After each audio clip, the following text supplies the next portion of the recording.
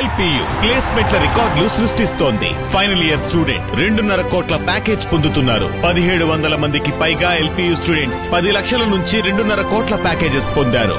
విద్యా విప్లవం ప్రారంభమైంది లవ్లీ ప్రొఫెషనల్ యూనివర్సిటీలో. ప్రభుత్వ పాఠశాలలను విలీనం చేయడంతో తాము తీవ్ర ఇబ్బందులు ఎదుర్కొంటూ ఉన్నామని కర్నూలులో ఆందోళనకు దిగారు విద్యార్థులు. కర్నూలు జిల్లా కలెక్టరేట్ ఎదుట బైఠాయించి నిరసన వ్యక్తం చేశారు. తమకు అదే పాఠశాలలో తరగతులు నిర్వహించాలి అని విద్యార్థి సంఘాల నాయకులు డిమాండ్ చేస్తున్నారు. ప్రభుత్వ విద్యను నిర్వీర్యం చేసే జీవోలను కూటమి ప్రభుత్వం తీసుకొచ్చిందని, దీనివల్ల విద్యార్థులు చదువుకోవడానికి ఇబ్బందులు పడవలసి వస్తుందని వారు చెబుతున్నారు. కర్నూలు నగరంలో ప్రాథమిక పాఠశాల విలీనం పేరుతో 6, 7, 8వ తరగతులను ఇతర పాఠశాలలకు తరలించడం ఏమిటి అని వారు ప్రశ్నిస్తున్నారు. ఇదే అంశానికి సంబంధించి మరింత సమాచారాన్ని కర్నూలు నుంచి మా ప్రతినిధి లోకేష్ అందిస్తారు. కర్నూలు జిల్లాలోని ప్రభుత్వ పాఠశాలలను మర్జీ చేయడంపై ఈ యొక్క విద్యార్థి సంఘాలంతా ఆందోళన చేస్తున్న పరిస్థితి కనపడుతుంది. ఏదైతే ఈ యొక్క విలీనం చేయడం వలన విద్యార్థులకు ఇబ్బందులు గురవుతారంటూ ఆందోళన చేస్తున్నారు.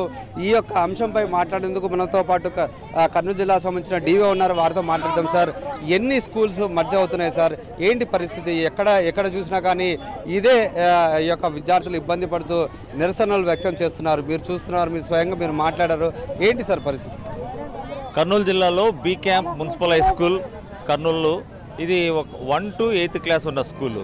అయితే ఈ స్కూల్లో ఇన్ఫ్రాస్ట్రక్చరు హై స్కూల్ చేయడానికి సఫిషియెంట్గా లేని కారణాన్ని బట్టి అక్కడ ఉన్నటువంటి 1 to 5th క్లాస్ వరకు అక్కడ స్కూల్ పెట్టి 6 మంది టీచర్లను ఆ స్కూల్కి ఇచ్చి 6, 7, 8, 9 తరగతులు ఉన్నటువంటి 165 మంది పిల్లలను 100 అడుగుల దూరము 30 మీటర్ల దూరం ఉన్నటువంటి government girls high school B camp, government boys high school B camp స్కూల్కు ఆ పిల్లల్ని చేర్చడం జరిగింది.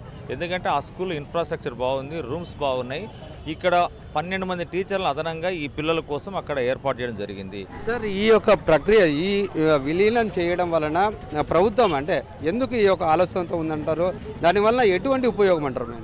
అంటే ఇది బై అండ్ లార్జ్ దీర్ఘదృష్టితో కానీ ఆలోచిస్తే ఈ వ్యవస్థను పిల్లలకు ఫౌండేషన్ స్కూల్ ఇచ్చి ప్రతి క్లాస్కు ఒక టీచర్ ఉండాలనేది గవర్నమెంట్ ఆలోచన. మీరేమంటారు? అంటే మేము ఒకటే ప్రశ్న వేస్తున్నాం సార్. వాళ్ళు నిజంగా దీర్ఘదృష్టి అని చెప్తున్నారు కదా. గత సంవత్సరం వరకు 1 నుంచి 8వ క్లాస్ వరకు అక్కడే చదువుకున్నారు. అన్ని రకాల ఫెసిలిటీస్ ఉన్నాయి, అన్ని రకాల తరగతి గదులు ఉన్నాయి, టీచర్స్ ఉన్నారు. ప్రతి క్లాస్కి ప్రతి సబ్జెక్ట్ టీచర్ ఉన్నారు. మరి అకస్మాత్తుగా ఉన్న టీచర్లు వేరే స్కూల్కి పంపించడం దేనికి? ఉన్న పలంగా విద్యార్థులు అక్కడ పంపించడం దేనికి?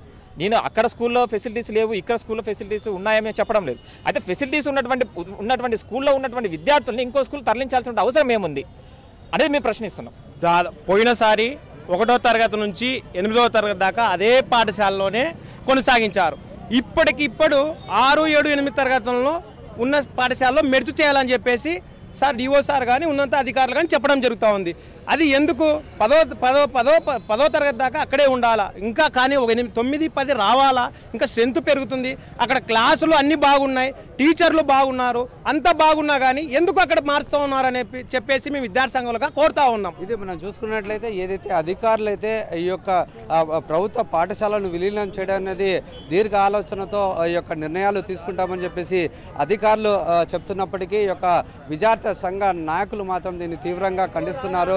పూర్తి స్థాయిలో కర్నూలు జిల్లాలో ఎక్కడ చూసినా కానీ ఇటువంటి ప్రభుత్వ పాఠశాలలు విలీనం చేయడం అనేది సరైనది కాదు. దానివలన విద్యార్థులు ఎంతో ఇబ్బందిగా గురవుతున్నారు తప్ప ఎటువంటి వీరి యొక్క స్కూళ్ళకు కూడా వెళ్లకుండా వాళ్ళంతా ఒక నిరసనగా వ్యక్తం చేస్తున్నారు. అయినప్పటికీ ఒక ప్రభుత్వ అధికారులు మాత్రం చొరవ తీసుకొని ఎటువంటి నిర్ణయాలు తీసుకోకపోవడంతో ఈ యొక్క విద్యార్థుల భవిష్యత్తు ఒక క్వశ్చన్ మార్క్గా మిగిలిపోతుందంటూ విద్యార్థి సంఘ నాయకులు చెప్తున్న పరిస్థితి. కెమెరామెన్ శేఖర్తో లోకేష్, సాక్షి టీవీ, కర్నూలు.